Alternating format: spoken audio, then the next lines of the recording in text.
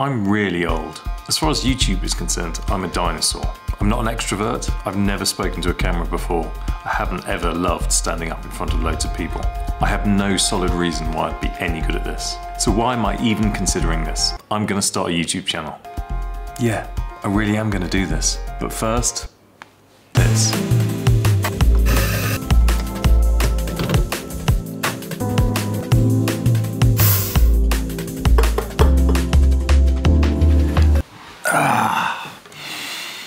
Coffee always helps everything.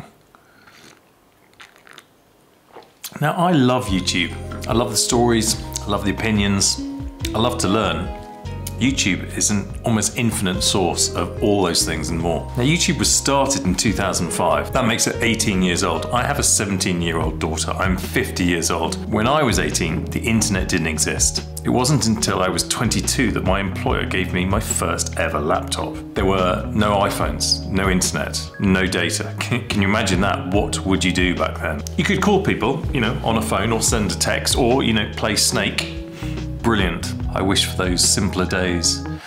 No, I don't. YouTube, it's a young person's game. If you look at all the big channels, they are all run by either teenagers or people in their early 20s. There aren't many old people on YouTube. Mr. Beast is 25 years old. Mr. Who's the Boss is 28 years old. Ali Abdaal is 29 years old.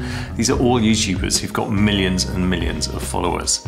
I, on the other hand, am 50 years old. Now, I feel there's room for some age and maybe some wisdom on YouTube. Now, whether I'm the person to provide that is for you to decide. Now look, I'm not saying there are no old people on YouTube. Of course there are. There's some fantastic YouTubers out there. I just feel there's room for more. So the question is, at the age of 50, can I start a YouTube channel? Can I become a YouTuber? Now, look, even that is getting ahead of myself. I don't even want to call myself that. Can I get my first video up on YouTube? I've now made about 10 to 15 videos, but that's nothing. I'm still an absolute beginner. It's only happened in the last few weeks. I'm officially the world's worst selfie taker. So I need to learn how to take photos of myself. I need to learn how to create videos of myself. I need to learn how to talk to a camera. I'm totally messing this up right now, so that's kind of evidence that there's work to be done. There are always answers out there, and now that YouTube is such a great resource for learning, you could learn anything. And if there's one thing YouTube is great at, it is teaching you how to get good at YouTube. So I am going to spend time and energy delving into the black hole of YouTube and work out what the experts on there tell me what I need to know, and then I will tell you what you need to know if you want to do the same and follow me along on this journey. Now, it sounds obvious, but if you don't know what you don't know, you don't know where to start. It'd be like trying to build a house from the roof down. Now, to make a plan, you need to do some research, and the obvious place to do research is, of course, YouTube itself. Go on. When I'm thinking about something new, problem solving, I like to do something else. Play some pool, go for a walk the dog, anything, listen to some music. It helps you take your mind off the problem and come at it at a different angle. So if you have a quick look at YouTube, there's an almost unlimited amount of research you could do. There are so many YouTube channels about how to start a YouTube channel. Makes me think that actually the best way of starting a YouTube channel is just tell people how to start a YouTube channel. There is a lot of information out there, and I'm going to go through it all so that you don't have to. So it's now been several weeks since I started trying to make this video about creating a YouTube channel. I've watched, I think, over 24 hours of YouTube tutorials now about how to go about this, and I think I've got the beginnings of a plan now. One of the clear early bits of advice is just post videos. So, if you're into music production, have a look at my channel. There's about a dozen videos there on various bits of gear that I have that I'm interested in. It didn't really matter what the videos were about. Again, that's what I've learned from watching the tutorials. It's about putting them up there, learning how to record a video, learning how to get it on your computer, edit it, all of that stuff. There's an enormous learning curve that hopefully I've at least started that journey now. And even if you look at my dozen videos or so, there is a progression, slightly better audio, slightly better editing, editing, at least I hope so. What I discovered in my research is that there's a lot of advice out there, but there's not much practical follow-up, I guess. So there's not much action. So there's a lot of people telling you what to do. There aren't that many people trying to actually implement that advice. And I guess that's what I'm going to try and do. I'm going to try and follow their advice and see where it gets me. And look, if you are thinking of starting a YouTube channel, then you can follow along as well and see whether it works for you. I have no idea whether it works for me. This is real time. What I want to try and do is see whether the advice can be put into action and can deliver results. So the key first step, as agreed by almost everyone, and as I've already mentioned, is actually just get started. A lot of people think about doing this, but very few actually try and put something up on YouTube. And I think the problem is it's actually quite hard. You actually have a lot to try and do. Yes, of course you can just record something onto your phone, but if you want to make it even slightly better, then you need to work out how to edit. There are definitely hurdles to getting started, but the key is to get started. So there's a lot of talk about imposter syndrome, you know, why would anyone listen to me? And yeah, I feel the same, but look, I've experienced that in so many different walks of life, and it's just a constant. I don't think you can ever get over it. You know, as my work as a sports psychologist, I've worked with professional athletes who are right at the top of their sport, and they still don't think that they're good enough or that they belong on the big stage. So I think it's just important just to accept that you don't feel that that's ever going to go away and just get on with it. Trust me, as a parent, you'll get used to the feeling of imposter syndrome.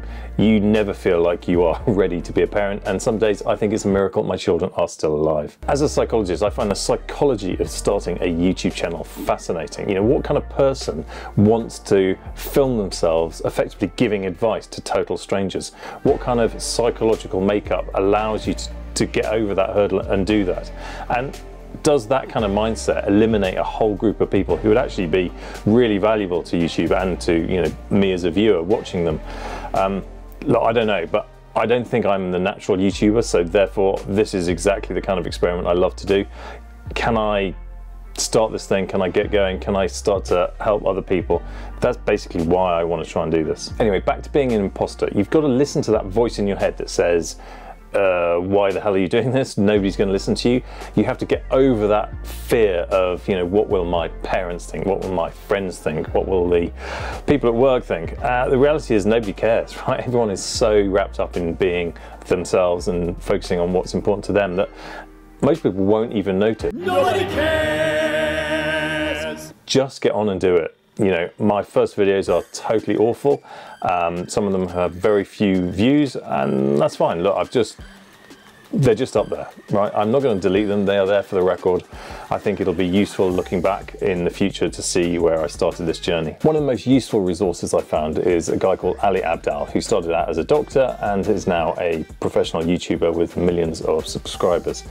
And he, along with quite a few others, basically say there are three kind of key steps to starting a YouTube channel. The first step, as we've talked about, is just to get going. You know, get going, learn the art. Is this something that you could do regularly, consistently, week after week, come what may? So step two is to get better. And this doesn't mean to get good, just every single video try and get better. Again, it doesn't really matter what the videos are about. I've happened to choose music production. I love playing with music production gear and making music just as a hobby, but that's what I've started. There is a niche on YouTube for this kind of stuff. I don't think it's going to be my long-term plan, but it's something to get going. You know, it's something I know a little bit about. So steps 1 and 2 should take you to about 10 videos, which is about where I am now. So since the end of August, I've uploaded about a video a week. I've tried to keep to that, despite, you know, things that obviously happen, like life, kids, family, work, health, whatever. It doesn't matter. I'm not going to bother you with that. I've tried to stick to a video a week, and more or less I've done that, and we're on about 12 to 15 videos now,